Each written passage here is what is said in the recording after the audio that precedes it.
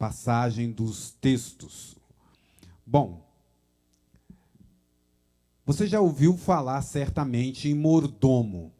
Não é muito comum no nosso país, mas famílias ricas, mesmo no nosso país, na nossa cultura, têm mordomos, que é uma pessoa como o personagem que nós estudamos ontem na nossa lição, que era o José, que antes dele ser o governador, ele também foi mordomo na casa de Potifar. Tudo estava sob sua responsabilidade. A figura do mordomo, a gente usa essa expressão na Igreja Adventista, mordomia, mas ela significa justamente a ideia da palavra. O mordomo é aquele que cuida de algo que o seu senhor deixou sob sua responsabilidade. Então, nós vamos ver aqui uma pequena definição. O que é mordomia? Para o cristão, mordomia significa a responsabilidade do homem por tudo que Deus lhe confiou. Em sua dimensão mais ampla, tudo que Deus deu a ele. A mordomia envolve o uso sábio e abnegado da vida. Porque, no final das contas, o carro que você tem, a casa que você tem, a comida que você come, a roupa que você veste, você só tem isso porque você está vivo. Então, o primeiro dom, o mais importante, que através dele vem todas as outras coisas, é a vida. E quem nos dá a vida de presente? O nosso Deus. E ainda temos, neste âmbito que estamos estudando, na nossa teologia adventista, nós falamos sempre de 4 áreas da vida que Deus nos dá a responsabilidade de cuidar. O primeiro é o corpo, que é a propriedade de Deus, né? Os cristãos recebem o privilégio de desenvolver capacidade física e mental com vistas a alcançar o máximo de suas habilidades, oportunidades. Assim procedendo, trazem honra a Deus e podem provar-se uma grande bênção aos seus semelhantes.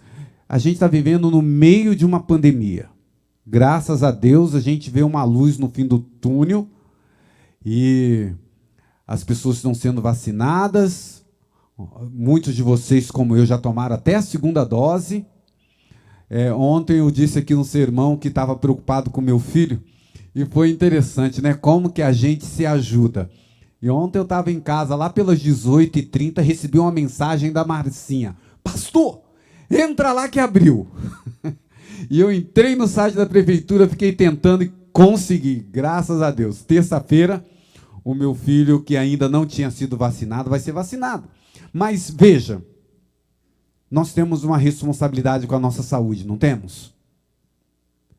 O que a gente faz com o corpo que Deus nos deu? A Bíblia é muito clara, vocês conhecem, ali em Coríntios, Paulo fala assim, o seu corpo é o templo do... Cuida dele. Ele foi comprado com sangue. E eu acho interessante a expressão de Paulo, que ele fala assim, vocês não são donos de vocês mesmos. Vocês pertencem a Cristo. E a gente tem que colocar isso na cabeça. O meu corpo, a minha vida, não me pertence. Pertence a Deus. E eu tenho que cuidar do meu corpo. E sabe, irmãos, muitas das vezes, aquele outro texto da Bíblia, ame ao próximo como a ti mesmo, a gente tem que ser, repetidamente, a gente tem que ser lembrado dele. Porque, por incrível que pareça, tem gente que às vezes tenta amar o próximo mais do que ele mesmo. Porque se você não cuida da sua saúde, você não está se amando.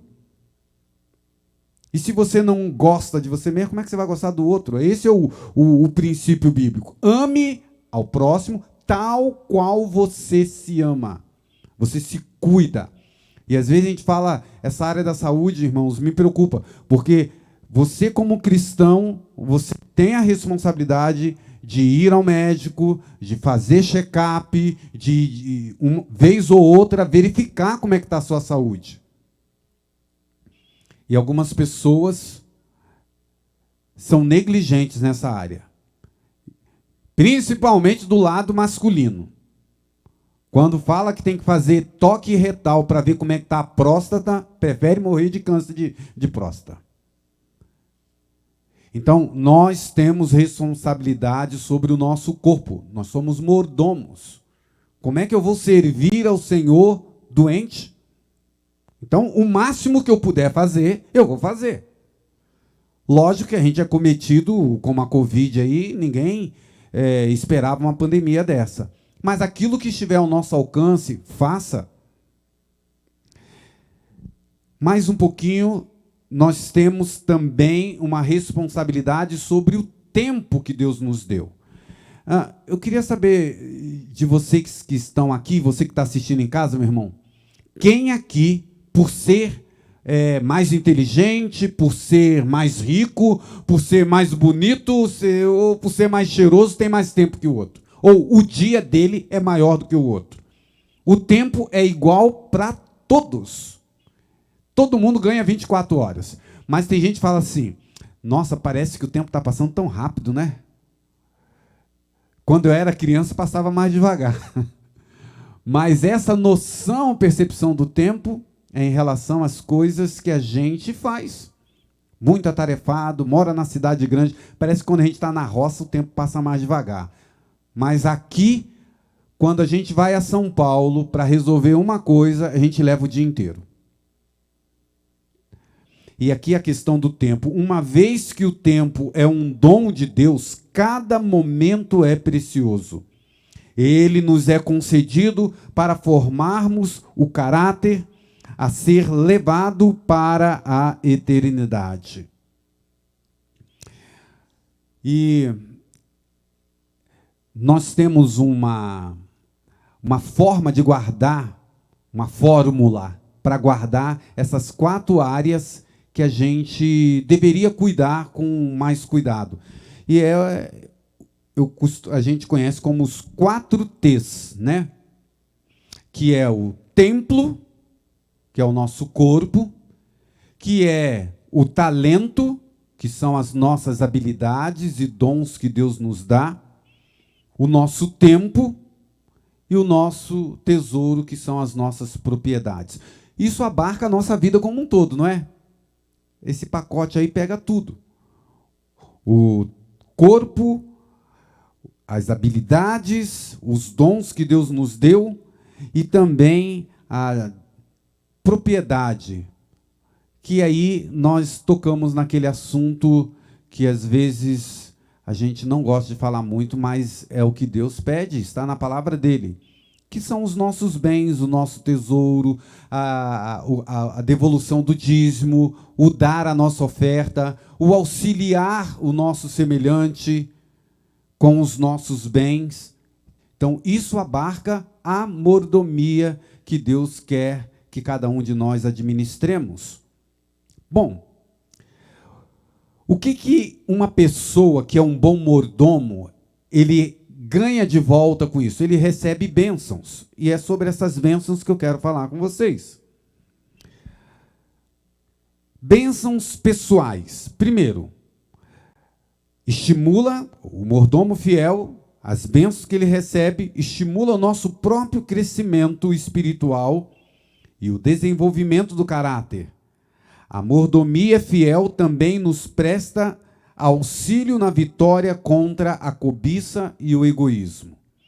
Quando a gente exercita o dom de dar tempo, de dar o nosso talento, de dar as nossas propriedades, nós estamos também, até mesmo, sacrificando o nosso corpo em fazer o bem ao próximo. Nós estamos trabalhando com a cobiça. Você tem problema com a cobiça? Quem aqui tem problema com a cobiça? Eu tenho, irmãos. Vocês estão com medo de levantar a mão, né? A gente tem essa tendência de pensar um carro para mim, uma casa. Sonhamos com casas que tenham conforto. Quem é que não sonha com isso, irmão? Quem não gostaria de ter uma casinha com vista para o mar? A senhora gostaria, né, irmã? E às vezes eu também gostaria. A grande questão é esse exercício. É pecado desejar uma casinha com vista para o mar, irmãos? Lógico que não. É pecado a gente desejar bens materiais? Ontem a gente conversou um pouquinho sobre isso. Não é. Agora, a questão é como que a gente lida com isso em detrimento da obra de Deus, do avançamento da obra de Deus, em relação a ajudar o nosso próximo. Às vezes, irmãos, eu estou falando com alguém, e para mim também, que a gente não tem muito problema com dinheiro. Tem gente que é muito fácil em doar, mas ele tem problema com o tempo dele. Vou te dar um exemplo, irmãos. Você pode ser um empresário, você já deve ter visto isso na igreja.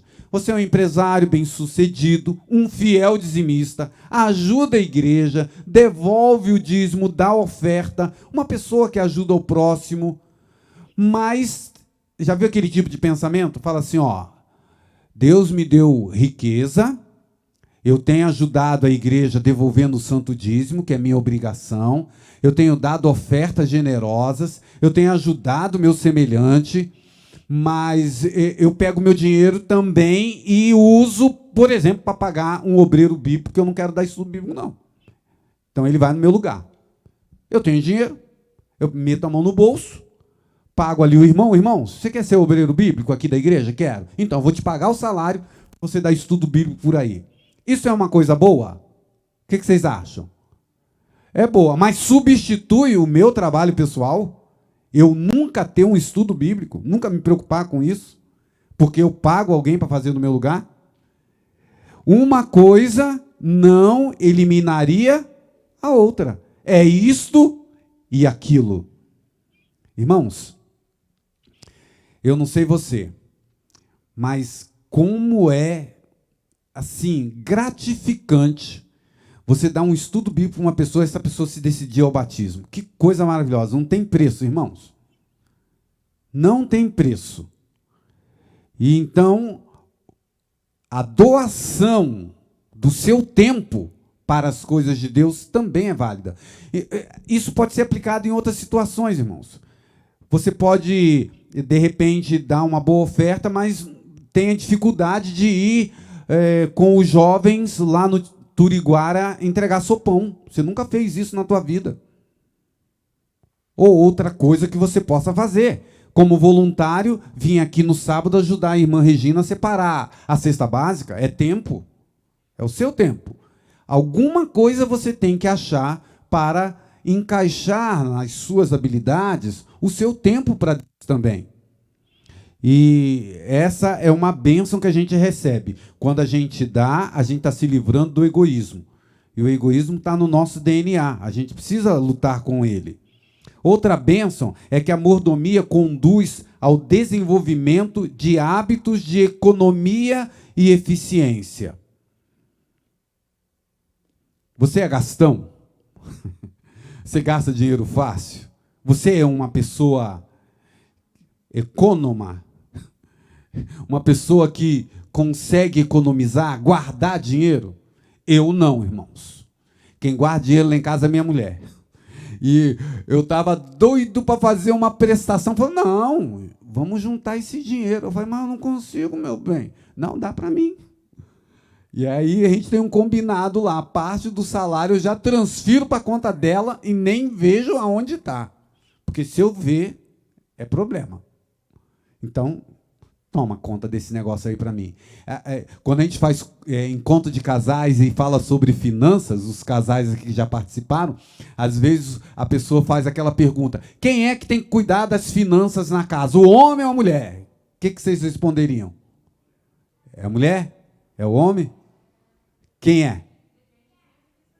Exatamente, não tem sexo não, é o que faz melhor. Tem casa que é o homem, mas tem casa que é a mulher. Então o casal aí tem que perceber. Duro é o casal que os dois são assim, ó, mão aberta. Aí tá lascado, né? Aí a filha guarda. O irmão aqui tá falando que tem um casal aqui, você que está em casa não está vendo, que eu falei assim, ó, nós dois somos assim, mas a filha guarda. Tem que apelar para alguém. Porque quando a gente deixa o dinheiro sair facilmente, também é uma dificuldade. E sabe, irmãos, tem um texto na Bíblia, me veio à memória agora, que eu gosto muito dele, Ageu capítulo 2, verso 9, se não me falha a memória. O profeta Ageu estava falando sobre a construção do templo. E ele chama a atenção do povo de Israel, dizendo assim, ó, vocês têm casa bonita e a casa de Deus está caindo aqui aos pedaços. E um dos argumentos que ele fala é que as pessoas juntavam dinheiro e colocavam como se estivesse colocando num saco furado. Essa expressão para mim me chama muita atenção. Porque muitas das vezes nós temos dificuldade com o nosso dinheiro, não é com quanto entra, é quanto sai. Então tem gente, você já deve ter visto, eu já vi várias histórias, irmãos, passou no Fantástico, você tem visto. Eu lembro, me veio à memória agora, uma senhora que era dona de casa e ela era uma pessoa muito, muito controlada com as suas finanças. Gente simples, diarista. Ela pagou a faculdade do filho, tinha uma casinha, mas ela... Eu lembro que na reportagem falou... que sabe o que ela fazia? Ela falou assim, um dos segredos, eu economizo energia elétrica. Como que ela economizava energia elétrica? Ela só comprava ou fazia para ela roupa com aquele tecido que não amassava. E não tem um tipo de tecido que não amassa? Tem. Eu falei, nossa, nunca tinha pensado nisso, mas faz sentido. A camisa dos Desbravadores, aquela que é toda colorida, eu gosto dela. E dos Aventureiros também, a camisa da Atividade. É que de um tecido que não amassa. Para desbravador, foi pensado. Porque desbravador no Campuri, como é que fica a roupa dele? Mas aquela camiseta não amassa. Coisas que a gente tem que começar a pensar sobre a nossa economia. Pensa, eu queria levá-lo à seguinte reflexão. Tem gente que fala assim, o meu problema é o meu salário. Se eu ganhasse 5 mil, todos os meus problemas estariam resolvidos. Mas eu só ganho 1.000. Mas na vida a gente sabe que existe aquela questão assim, quem ganha 5 mil gasta quanto? 6, 10. Quem ganha 15 gasta quanto? 20. Então a gente chega sempre à conclusão, o problema não é quanto entra, é quanto sai. Também não sou inocente, porque às vezes tem gente que está na linha da miséria, que ganha muito pouco mesmo. E o tanto que entra não dá. Tem muita gente que está passando dificuldade mesmo. Mas esse lado, na maioria das vezes, a nossa problemática está em quanto sai. Eu dou um conselho para vocês, irmãos. Eu não sou tão bom quanto o Rubens, nesse sentido, Rubens, porque é a área que ele trabalha, de ter uma planilha, mas um amigo, olha como é que os amigos salvam a gente. Eu tenho um amigo, o nome dele é Eduardo, lá de Osasco. Ele é representante comercial, mas ele tem uma vida bem estabilizada. E um dia, eu, pastor, comentando com ele, falei assim, rapaz, eu estou com um problema aí que eu estou conseguindo controlar minhas finanças, não estou devendo ninguém, mas não sobra nada. Eu falei assim, eu vou te ajudar. Ele era representante comercial autônomo. Então, ele falou assim, Jairo, eu tenho que ser muito meticuloso com o meu dinheiro, porque esse mês eu ganho, mês que vem não. Aí o que ele faz? Uma planilha. Aí ele me deu de presente, toma essa planilha aqui, sentou comigo, colocou no meu computador, dia por dia, lança tudo aqui. Você vai ver só se o seu dinheiro não vai dar certo. Irmãos, já tem uns 6 anos que eu uso essa planilha. Todo início do mês eu ponho quanto entrou, lanço a ração do cachorro, tudo eu ponho lá. E vou controlando. Então tem alguns macetes, dá trabalho, irmãos. Dá trabalho esse negócio. Mas vale a pena, não estou devendo ninguém, graças a Deus. Né? E acho que às vezes a gente, mais do que ter dinheiro, o problema é de dever os outros. Né? Então não estou devendo ninguém. E a gente que é homem fica sempre tentado, né? Vou trocar de carro. Meu carro já está arranhado. Aí minha mulher, não, a gente acabou de pagar agora, rapaz, sossega. E é verdade. E essas questões das finanças a gente tem que controlar. Vamos um pouquinho mais para frente, mais bênçãos. Deixa eu ver onde eu parei. Tá. A gente abençoa os outros quando a gente é um mordomo fiel. Mordomos genuínos são uma bênção para todos aqueles com quem eles entram em contato. Mordomia envolve serviço a outros e disposição de compartilhar tudo aquilo que Deus graciosamente concedeu para que sirva de benefício aos outros, bênção na vida dos outros. Você lembra de Abraão? Deus virou para ele e falou assim: "Sê tu uma bênção". E eu queria que você pensasse, você abençoa alguém? Esse dia, eu não vou citar o nome, porque eu não pedi isso para ele, mas ele está por aqui, ele está por aqui. Um amigo meu, ele chegou e falou assim, aquilo ficou na minha cabeça, ele falou assim: "Pastor, tem uma família aí que eu ajudo. A gente divide o pouco que a gente tem, mas essa família precisa mais do que eu. E no meu salário sempre tem aqui um pedacinho que eu deixo para essa pessoa, para essa família. Mas eu estou ajudando a igreja também, eu estou separando aqui." Sabe, irmãos, na vida, você pode ter certeza, irmãos. Eu já contei essa história para você, vou repetir, tá bom? Quando eu entrei no ministério, meu primeiro carro foi um Chevette 75 vermelho. 75. Eu entrei em 91. Então, se você tirar, fazer a conta aí, um carro 75 no ano de 91 já estava rodadinho, né? Já estava rodadinho. E aí, o carro não estava bom. Mandei arrumar, fiz funilaria total, assoalho, teto, troquei o motor do carro. O carro ficou bonito. Mas antes disso, antes dessa reforma, eu trabalhava, foi meu primeiro ano de trabalho, eu trabalhava na Central Paulistana como capelão. E eu atendia ali o centro da cidade. Irmãos, o carrinho estava caindo aos pedaços. Nas primeiras semanas que eu dirigi o carrinho assim, tirei a carta, a primeira carta. Aí eu parava no centro de São Paulo, 23 de maio. Aí eu olhava do lado um carro zero. Eu falei: meu Deus, que vergonha. Carro velho. Aí no próximo semáforo eu parava, olhava para o lado, tinha um carro pior do que o meu. Eu falei: opa, não estou tão mal assim não. Na vida é assim, irmãos. Você pode estar passando por dificuldade, você pode estar desempregado, mas se você olhar bem, tem sempre alguém que está numa situação melhor do que você. Mas sempre vai ter alguém que está numa situação que trocaria de lugar com você na hora. Com todos os seus problemas. Eu não sei, irmão, a gente precisa fazer um exercício. Você já foi em comunidade? Você já entrou em favela? Você já entrou numa casa onde moram 8 pessoas, num quadrado, ali é cozinha, é banheiro, é tudo? Você já foi num lugar desse?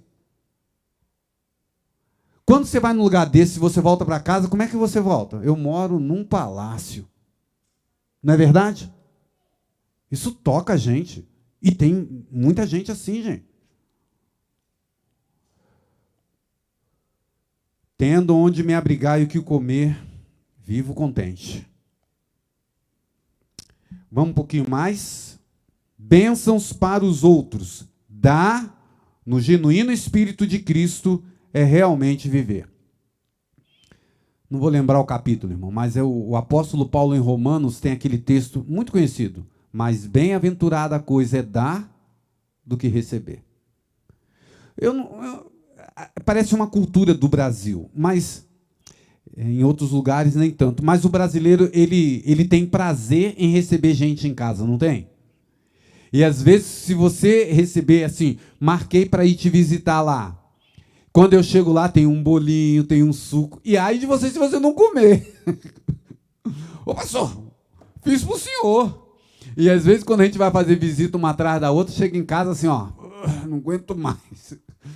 Porque toda a casa, mas é a nossa cultura, a gente gosta de dar. A gente gosta de dar as boas-vindas, servindo um alimento, ou deixando que a pessoa durma na sua cama. Eu não sei você, mas quando meu sogro e minha sogra dormem lá na minha casa, eles são mais idosos do que eu e a minha esposa, a gente fala: não, vocês vão dormir na nossa cama, claro. Não, mas a gente dorme lá na sala, não tem problema não. E, na verdade, eu estou treinando os meus filhos, né? Filho, vai aprendendo aí, quando tiver velhinho e for na tua casa, você já sabe, né?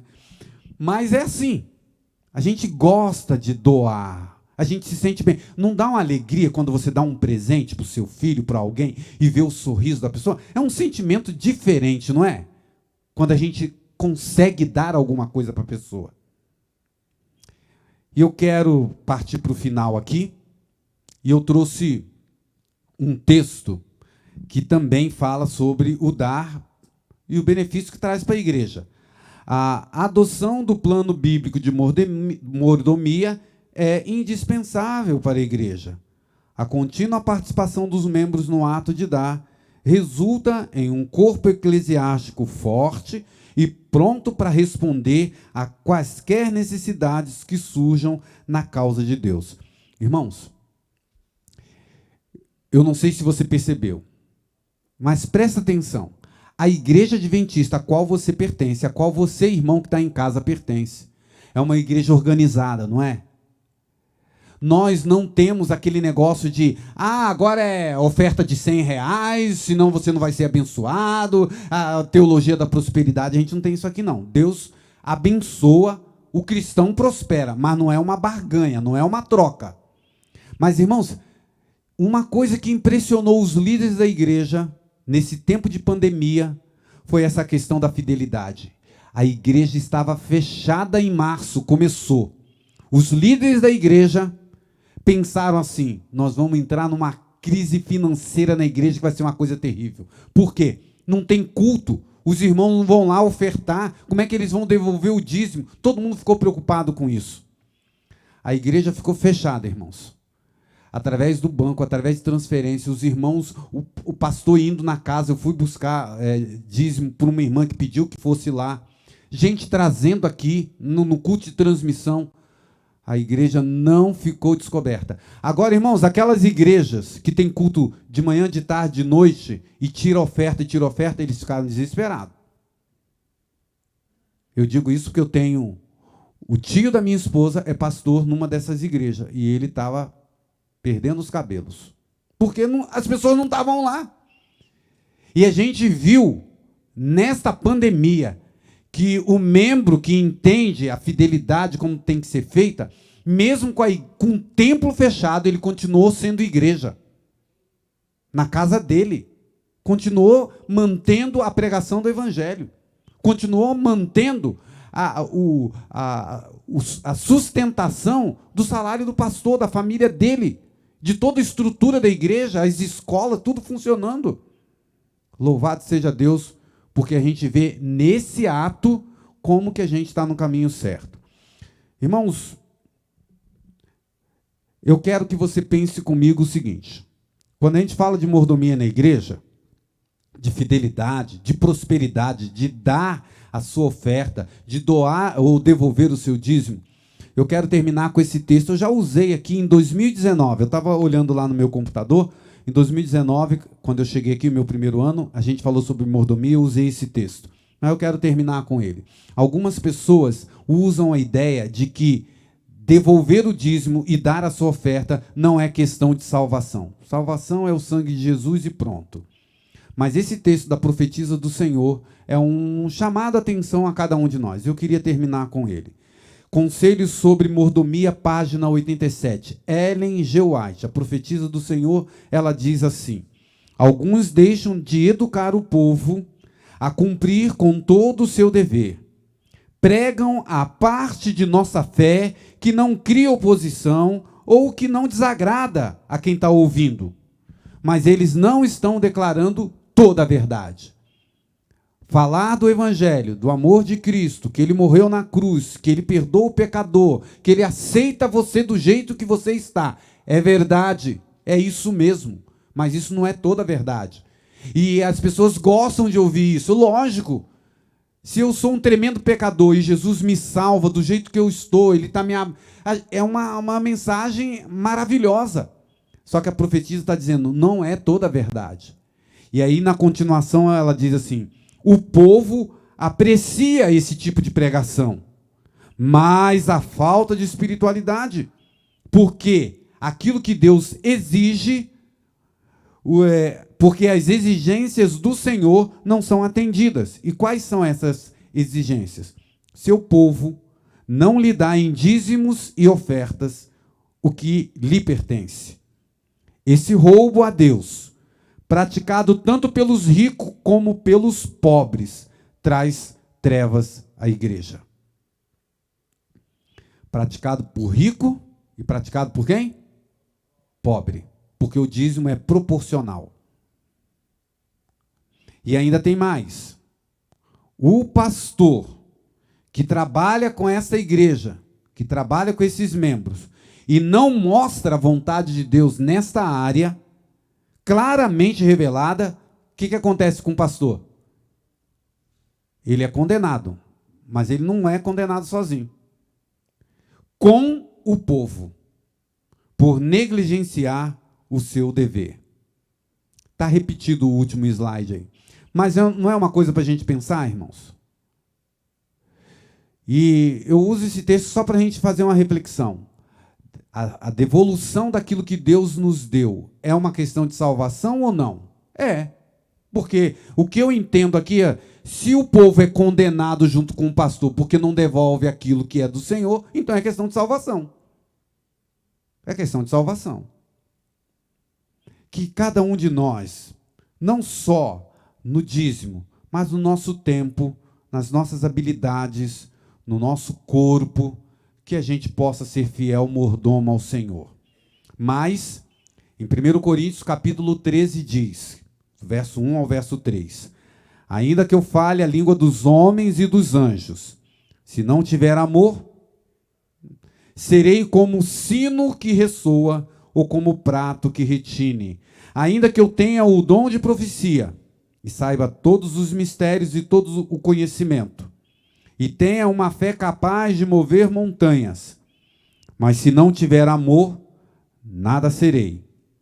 Ainda que eu dê aos pobres tudo que eu possuo, e entregue o meu corpo para ser queimado, mas se não tiver amor, nada disso me valerá.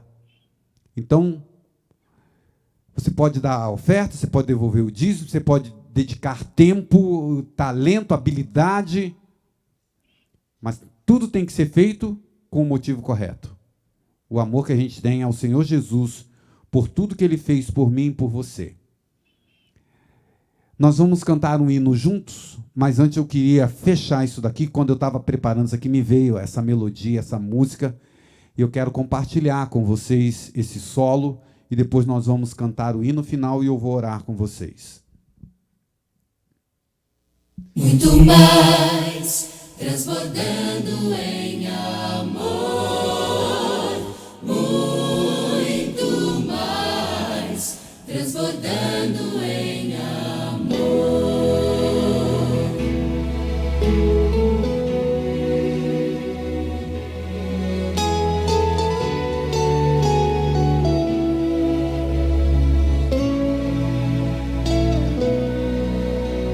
Senhor, de que vale o meu esforço se não tiver amor? Para que servem as teorias se não tiver amor? E falar com eloquência sem estar em comunhão não atinge o coração, mas, Senhor, compreendo que é preciso sentir o seu amor.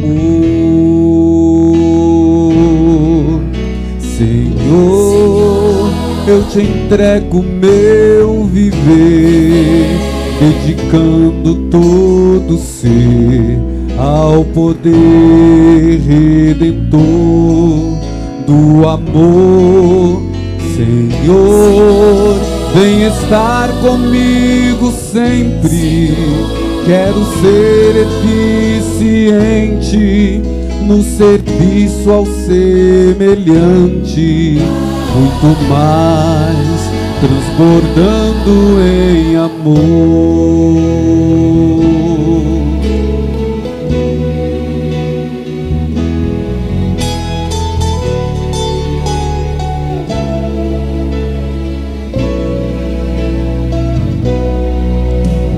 Senhor, quero dar meu testemunho, vivido em teu amor, auxiliar alguém aflito, servindo por amor, inspirar no teu exemplo muita gente sem amor, que precisa ver a luz de Jesus.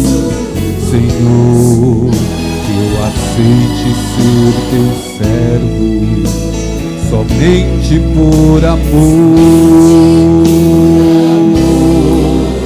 Senhor, eu te entrego meu viver, dedicando todo ser ao poder redentor do amor. Senhor, vem estar comigo sempre.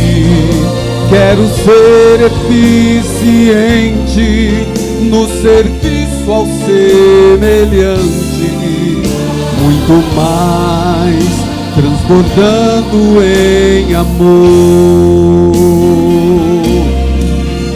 Senhor, vem estar comigo sempre. Quero ser eficiente no serviço ao semelhante, muito mais transbordando em amor.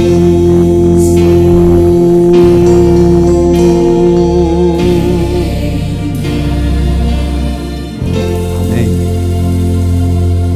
Somente por amor. Que o Senhor te abençoe e te guarde. Agora eu vou te convidar, você que está aqui presente, ficar em pé. Você em casa, participe conosco deste hino maravilhoso que vamos cantar e depois a gente ora para encerrar o nosso programa de hoje.